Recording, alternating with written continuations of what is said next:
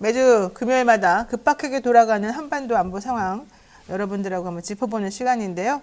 특히 여러분들이 가장 좋아하는 이분하고 제가 고정으로 만나고 있습니다. 금요원 시사계의 강철이빨 김종대 전 의원의 최강 디펜스 코너입니다. 어서 오십시오. 안녕하세요. 네, 지금 그 이준석 대표하고 이 앞 코너에서 얘기하는 거 들으셨잖아요. 네. 이준석 대표 전 대표는 이제 신당 창당 쪽으로 마음을 굳힌 것 같은데 동참하실 생각 있으십니까? 아유, 뭐 응원해야죠. 동참이라기보다는 아니 그런데 저는 뭐 어떤 그 보수의 정치인다운 정치인이 최근 이준석류의 그런 어떤 거 보면 참 정치인답다. 이런 생각을 하고 있기 때문에 정치 특화된 정치적인 거에 모두 특화되어 있는 사람 같긴 해요. 네, 그러니까 대부분 보면은 뭐 이렇게 청년이라 하더라도 갑자기 발탁된다든가 하면은 청년들 사이에서 저 사람이 왜 우리 대표야? 뭐 하면서 이해를 잘 못하는데 이렇게 자기의 자력으로 커 올라오는 게 이게 그렇죠. 정치인답다는 거죠. 그렇죠. 철철 피를 흘리면서도 자기 목소리를 만들어 나가잖아요. 그런 게 필요하더라고요. 그게 원래 정치인다운 거지. 어디 봐 줄 잘 서고 뭐 어디 바람에 그냥 훌쩍 올라타서 편승하고 그게 무슨 정치인입니까? 그러니까 뭐 남이 키워주는 듯이 뭐 꼭두각시처럼 이런 거 정말 안 돼요. 그럼요. 만들어 나가는 거죠. 정치는 의미에서. 상상의 산물이거든요. 만들어 나가는 거예요. 그런 의미에서 우리 의원님들 제가 기대를 하겠습니다. 네. 네, 지금 들으셨죠? 네, 지금 아주 그냥 1초의 망설임도 없이 네, 확신적으로 나왔어요. 자, 제가 오늘 요즘에 기대하는 몇몇 정치인들이 계십니다. 제가 또 머릿속으로 한번 계산해보고 나중에 알려드릴게요. 자, 지난달 31일에 윤석열 대통령이 국회에서 시정연설을 했습니다. 네. 대북 메시지가 없어졌더라고요. 맨날 입만 열면은 북한 욕하고 전 대통령 욕하고 막 그랬는데 왜 갑자기 그렇게 됐죠? 그러더라고요. 네. 원래 모든 연설에서 이래 보면은 어떤 중요한 연설에서는 북한 얘기를 잘 안 해요. 유엔 총회나 이렇게 원래 안 해야 되는데 이분은 맨날 했잖아요. 했죠. 근데 이게 시정연설이면 야당에 대한 어떤 협조와 협치의 어떤 그 메시지가 나가야 되고 옛날 박근혜 대통령 같은 경우 보면은 쉬운 해고다, 국정교과서 뭐 그거 파동이다 이럴 때 야당한테 해명을 하고 협조를 요구했잖아요. 그렇죠. 일단 그런 게 없었어요. 그리고 북한에 대해서도 물론 없었고요. 그러니까 네. 뭐냐 그냥 주접 떨다 간 거예요. 그러니까 주저리 뭔 얘기를 하긴 해요. 그런데 이번에는 조금 톤은 얌전해진 건데 그건 뭐냐 하면은 허구한 날 야당을 좁혔잖아요. 네.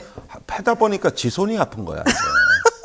그래서 좀 쉬겠다는 거거든. 너무한 거 아닙니까? 그래도 대통령인데. 자기 손이 아프다고 저러네 또.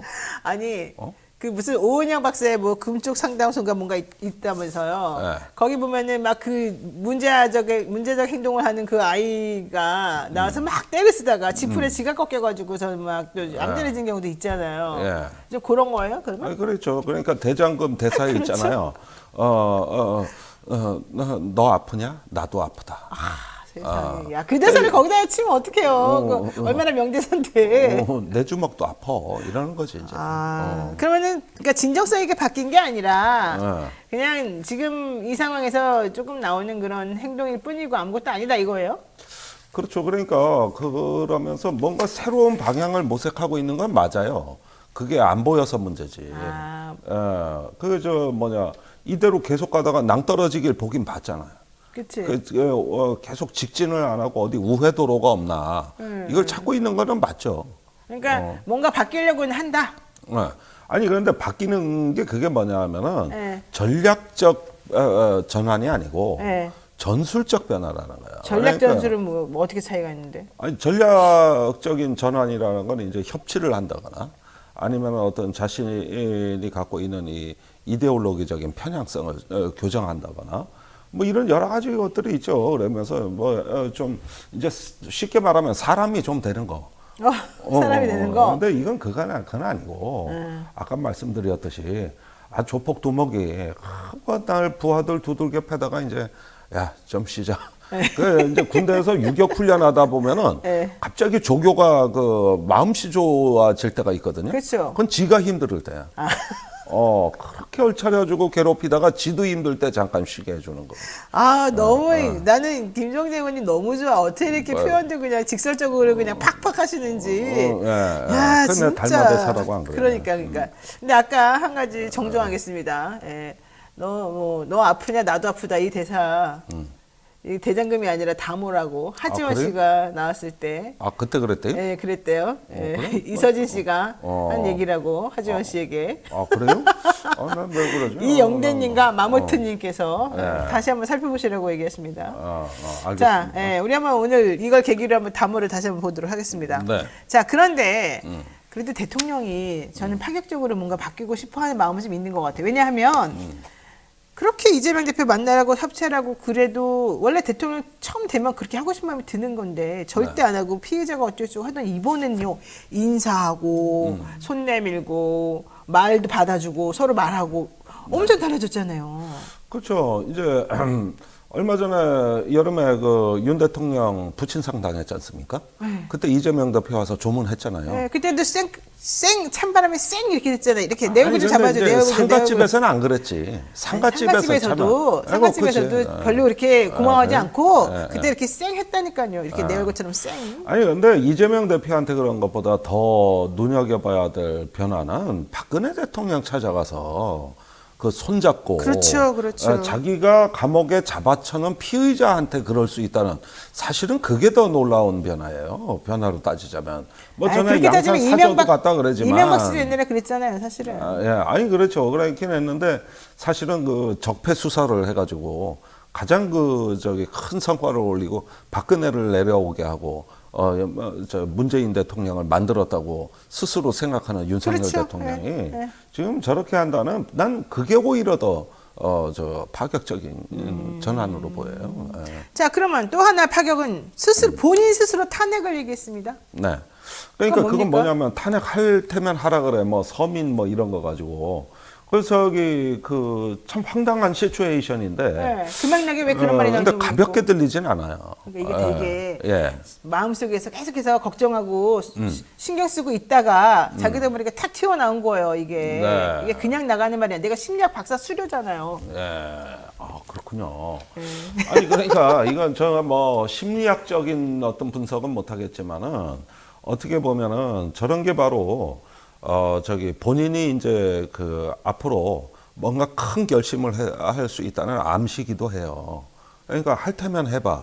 꼭 그 다음에 뭔가가 나오잖아. 왜 이 조폭들 간에도 보면. 그러니까 지금 대통령이 탄핵하려면 해라. 이 말이 사실은 이제 겁이 나면서도 나는 내가 할 길도 하고 앞으로. 나면서도 그래도 나 물러설 수 없고 나는 이게 끝이야. 내가 어쨌든 버티겠어 하면서 큰 사고를 칠 때 나오는 말이라는 거죠. 이게 선제 공격의 언어지. 예를 들면은 마이크 타이슨이 복싱을 하잖아요. 네. 그런데 이렇게 이제 보면은 와서 쳐봐. 와서 쳐봐. 이러잖아. 무하마드 알리도 봐봐. 이러면 어떨 때는 열어주면서 나비같이 날아서 링 뒤에 기대서 쳐봐. 꼭 그래가지고 치러 들어가면 나는 그때 그 카운터 펀치 너 그때 피똥 싼다. 요 얘기가 뒤에 가로 속에 있는 거지. 이게 되게 중요한 말인데요. 이게 선제 공격의 언어이면서 다른 사람이 나를 공격하게끔 유도하는 그런 발언이면서 탄핵 그거 이제 공격 유도 발언이죠. 그러면은 진짜 그 말 믿고 그래 하려면 해봐 그랬으니까 한번 해볼까 이러면은 그때 쭉 끝나는 거예요? 그러니까 그렇습니다. 그래서 일부러 권투 선수가 가드를 내려요.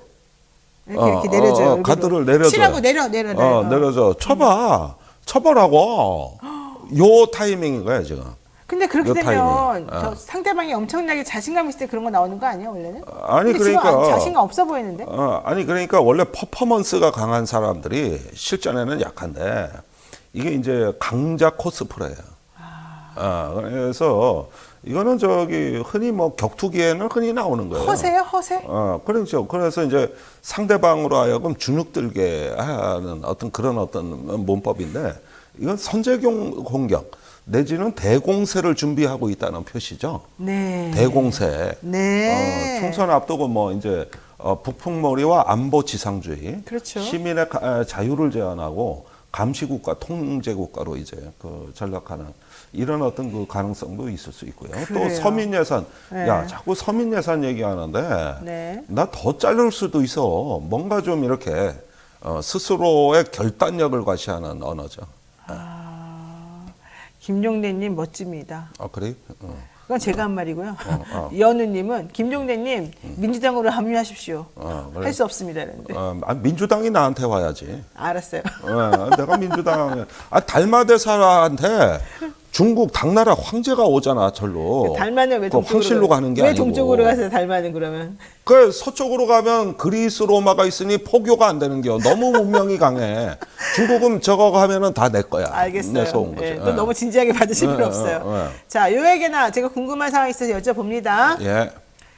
군 당국이 지난주에 북한 소형 목선, 예. 이 목선이 동해 북방 한계선 NLL을 넘었다. 예. 근데 이걸 탐지를 못했어요. 네. NLL 남하 이후에 목선을 식별을 했단 말이에요.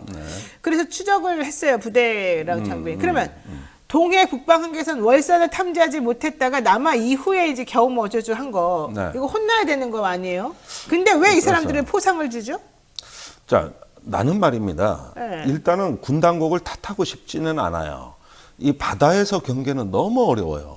바다에 금거져 있는 것도 아니고 그러다 보니까 초기 대응을 넘어온 뒤지만 했다. 또 목선은 특히 탐지가 안 돼요. 그렇죠. 그런 면에서 레이더 안 애썼다. 잡힌다면서요? 그런데 이런 류의 경계는 문재인 정부 때 오징어가 그때 많이 잡혀서 그 울릉분지 여장에서 그렇죠. 그 저기 NLL에서 북한 어선 퇴거 작전을 그때 여름에 한 달에 370회 정도 했습니다.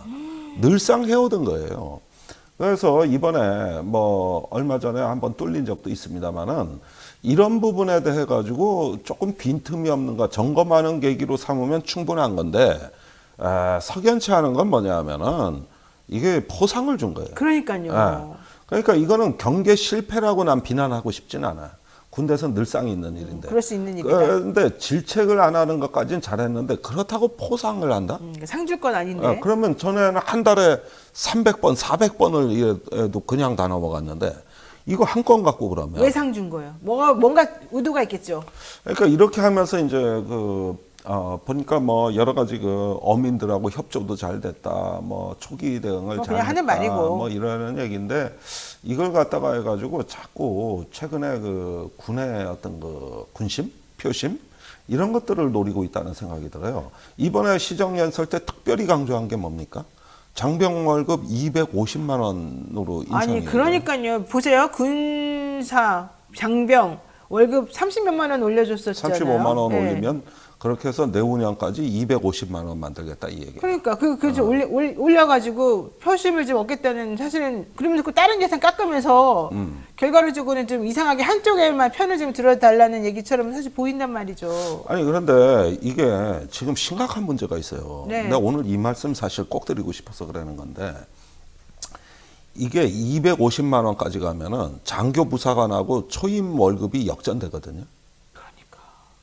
이러면 조직 붕괴예요. 그러니까요. 자 지금 저기 소위하고 하사가 저기 250만 원 거는 170에서 180이 초봉이라고. 그러면 이제 간부 지원을 누가 하겠어? 그래가지고 원래 초급 간부 그 저기 처우 개선하고 같이 가야 되는 거예요 이게. 그러면 지금 이렇게 너무 단순하게 이렇게 되면 문제가 생길 거란 걸 알면서도 조사모사처럼 이렇게 한다는 거예요. 근데 대통령이? 올해 예산에서 네. 병사 월급은 올린다 그러면서 국방부가 요구한 초급 간부 처우 개선 예산을 다 잘라버린 거예요. 그럼 뭐야? 다 잘라버렸어요. 지금 저기 우리 군의 간부들이 주말 당직비가 10,000원입니다. 주말에 당직 그 야간 당직 쓰고 10,000원 받아요, 10,000원. 그러군요. 이게 도대체 말이 됩니까? 그렇죠. 아니 월급도 고사하고 그 다음에 주택 수당이 20년째 동결이에요. 그동안에 주택 가격이 얼마나 올랐는데 8배 올랐어요. 어떻게 8배. 20년을 동결을 해요? 그러는데 이래가지고 불만이 지금 차곡차곡 쌓이는데 그러는 상황에서 병사 월급이 너무 빨리 오르니까 그러니까. 원래 병사 월급 올리는 전매 특허는 정의당 공약이거든요. 제가 그걸로 100만 원 시대 만든다 할 때도 사람들이 와 100만 원 이랬어요. 이게 불과 3, 4년 전 얘기예요. 그랬는데 지금 250만 원이라면 2.5배 이상 오르고 그 사이에 초급 간부가 지체되면 어떻게 되느냐? 나중에 어떻게 됩니까? 이런 일이 일어나는 거예요. 하사 중사가 병사한테 와서 야, 나 이번 달에 카드 빵꾸 났는데 현금 좀 빌려주라. 다음 달에 갚을게. 이런 일이 일어나는 거야. 이런 일이. 근데 그걸 왜 하냐고요? 그러면은 나는 올려주는 건 찬성입니다. 근데 올려줄 때 이 조직 보호를 하면서 전체적인 밸런스를 맞춰야 되는데 지금 250만 원까지 올리면은 군병력을 병사를 30만으로 계산해도 인건비가 7조 5천억 원이 나간다. 아니 근데 예산도 없다 그러고 돈도 없다 그러면서 복지예산 다 깎아버리고 우리 힘들어 죽겠다고 대통령 뻔하죠. 얘기하는 남성 2030 남성으로 지난 대선하고 지방선거를 재미봐서. 이겼어요. 그때 여성가족부 폐지하고 병사 월급 200만 원이 같이 맞물려 돌아간 거거든요. 게다가 사실은 약속을 못 지켰어. 지금 200만 원이 아니라 저기 한 170만 원, 180만 원 돼요. 근데 내후년에 250만 원이면은 한 해에 3, 40만 원씩 올려야 되거든. 네. 그러니까 이렇게 저기 뭐 그냥 한꺼번에 막 벼락치기 하듯이 올려버리면 왜? 이걸 집권 초부터 찬찬히 한 것도 아니에요. 왜? 선거 있잖아 내년에. 선거 때문에. 당연하죠. 아, 그래서 이제 진짜. 이걸 남성들 동원하는 건데 그거는 진짜 이게- 매표행위지 매표행위. 이게 최상병 사건으로 아무리 올려봐봤자 젊은 남성들 표 다 날려서. 그러니까 그래도 그러니까 그거 지금 그래도 좋아하는 사람도 있을 거예요. 마음이 좀 동하는 사람이 있을 거예요. 있겠죠. 아니 그런데 보십시오. 이게 순간은 이게 군조직이 말입니다. 이게 지금 그러지 않아도 지금 부사관 모집 미달이에요. 그다음에 학군단 옛날에 그래, 여대도 ROTC. 학군단 해달라고 난리였어. 이대 숙대 뭐 보면은 우리는 여군도 학군단 해줘 하고 학군단 없으면 내 국방위원 할 때 늘상 민원이 학군단 우리 학교 좀 설치해 주세요. 요즘 학군단이 미달이요. 학군단 인기가 없어요. 없어요. 안 와요. 불과 몇 년 사이에 그래 된 거예요. 그럼 어떻게 되는지 아십니까? 이제 간부들이 우수자원이 안 오고 군의 중간 허리층에 허리가 나가는 거예요. 허리가. 그렇군요. 이렇게 돼가는 게 지금 이 사태인데 이거를 뻔히 알고도 초급 간부 처우는 그래 날려버리고. 왜 그런 거죠? 아니 거기는 이제 돈 없다고 안 주고 그러니까. 병사들은 이제 이표라도 진짜. 얻어야 되겠고. 답답하네 답답해. 그렇게 된 거예요. 이거 군대 망하는 길이요. 근데 이게. 나는 이것도 오히려 하려고 그러다가 어중간하게 어정쩡하게 해가지고 망한 케이스라고 생각하는데 네. 지금 더 큰 폭탄이 남아있죠. 최수근 상병 사망사건 관련해서 지금 패트 올라가 있잖아요. 지금 네. 이게. 네. 근데 물론 이제 패트에 올라갔다고 해서 이게 전체적으로 뭐 다 잘 되는 건 아니겠지만 그럼에도 불구하고 패트 올라가면서 나중에는 외압한 사람들 명단 특히 그 VIP가 누군지 얘기 솔직히 다 나올 수밖에 없거든요. 그렇습니다. 그렇게 되면 이게 내년 총선 전에 이루어지지 않으니까 괜찮다 뭐 이렇게 지금 보는 겁니까? 예. 이게 저도 이거 갖고 박주민 의원하고도 통화를 네. 해보고 뭐 다른 법사위원한테도 물어봤는데 이거 빨라야 내년 3, 4월입니다. 그러니까 바로 그것 때문에 지금 그런 거죠? 또 그런 다음에 그걸 통과시킨다 해도 또 거부권 행사에 장벽이 기다리고 첩첩산정입니다. 그러니까 나는 참 민주당이 김건희 특검 얘기한 지가 언제입니까? 이제 기다리면 도이치 나와요. 모터스 김건희 특검. 특검은 이제 나와요. 이제 돼요. 작년부터 네, 얘기해요. 네. 그리고 1년이 지났어요. 그리고 지금 이제 선거가 코앞입니다. 그러니까 이제 힘 좀 내시라. 이 최수근 상병 건은 굉장히 큰 겁니다. 내가 되게 중요한 거예요. 이거 그리고. 굉장히 큰 거예요. 네. 국민의힘 지지자도 특검 찬성해요. 과반수가. 그래요? 그런 게 이런 건밖에 없어요. 홍범도 장군하고 최수근 사건 이 두 가지는 진짜 민주당이 목숨 걸고 해야 되네. 목숨 걸고 해야 돼요. 맞습니다. 이거는. 예. 자, 우리나라 어지러운 정세는 얘기했고요. 지금 시간 3분밖에 안 남았으니까 하마스 얘기 한번 해보겠습니다. 이스라엘 하마스. 네. 지금 이스라엘 공격 때문에 민간인 사살됐다고 지금 난리가 났어요. 특히 미국이 지금 공격을 지금 주도하고 있지 않습니까? 네. 이거 어떻게 됩니까? 난 21세기 문명 사회에서 이게 가능한 일인가 싶을 정도로 너무 참혹해요. 걱정돼요, 지금. 그래서 하마스 한 명을 죽이기 위해서 민간인 100명을 죽이는 거예요. 그런 일이 있을 수가 지금 있어요? 아니 난민촌에 한 명 들어가면 네. 그 난민촌에 폭탄을 떨어뜨려 1000명을 죽였다고. 아이고. 그 난민촌에 그 미사일 제조 그 공장이 있고 또 하마스 정보 센터가 있다. 그래봤자 한 몇십 명일 거 아니에요. 그 사람들 잡으려고 1000명을 죽인 거예요. 민간인을. 그러니까 매일 1000단위로 지금 사망자가 올라가거든요. 아, 너무 끔찍해. 이런 일방적인 사륙, 이건 전쟁도 아니고 일방적인 사륙인데 이게 21세기 문명 사회에서 이루어지고 있는데 그래 이걸 갖다가 그래 미국은 지지하고 있고 미국이 자기네가 나서서 뭐 하는데 뭐. 지지하고 있고 우리 정부는 아무 말도 못 하고 그러면서 북한 인권 얘기 우리 안 정부 한다고. 이스라엘 존중한대잖아요. 아니 그렇게 뭐 국제적인 저기 보편적 가치, 인권과 법치, 규칙에 기반한 국제 질서 그거 다 어디로 갔습니까? 이럴 때 말을 안 하면서 저도 지금 이럴 뉴스 때. 보면은요 너무 끔찍한 게 그 민간인들이 왜 우리를 죽이냐고 막 울부짖어요. 가자 지구는 지중해 연안에 위치한 팔레스타인의 통치 지역입니다. 이집트와 이스라엘에 접해 있고요.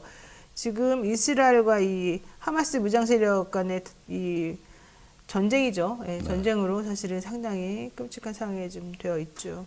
지금 전선이 그러면서 점차적으로 더 확대되고 있다는 게 문제가 되는데요. 이란 혁명수비대 정예군이 작전을 조율하고 있대요. 그러니까 이란이 이제 여기서 지금 직접적으로 끼어들어갔다는 거고, 그 예멘 후티 반군도 사실 여기 끼어들어갔다는 거고. 그래서 지금 보면은 생각보다 이 중동 사람들, 중동 지역에 있는 사람들이 이 팔레스타인을 원래 지지하기도 했지만 이번에 오히려 더 뭉치는 것 같아요. 이 반미 정서가 더 그런데 세면서. 이제 뭐 미국이 억제력을 발휘하니까 쉽사리 행동은 못하죠. 그런데 아까 말씀하신 건 뭐냐면은 네. 레바논에 네. 이란 혁명 수비대하고 이슬람 지하드 하마스의 합동 군사기구가 운영되고 있어요. 아, 그래요? 요 행동의 통일을 도모하는. 그래서 뭔가 아직까지 내놓질 못하고 있던 거는 틈이 안 보여서 그렇거든요. 그 사이에 가자지구가 고립되고 아주 참혹한 저기 뭐랄까 사륙의 현장으로 변해가고 있는 건데 이게 지상군이 만일에 가자지구 투입 시티에 들어갔을 때 네. 이때를 레드라인으로 본 것 같아요. 그러니까 지금 공습 때까지는 섣불리 그래도 그나마? 행동하지는 못하지만 네. 만약에 그 안으로 들어간다.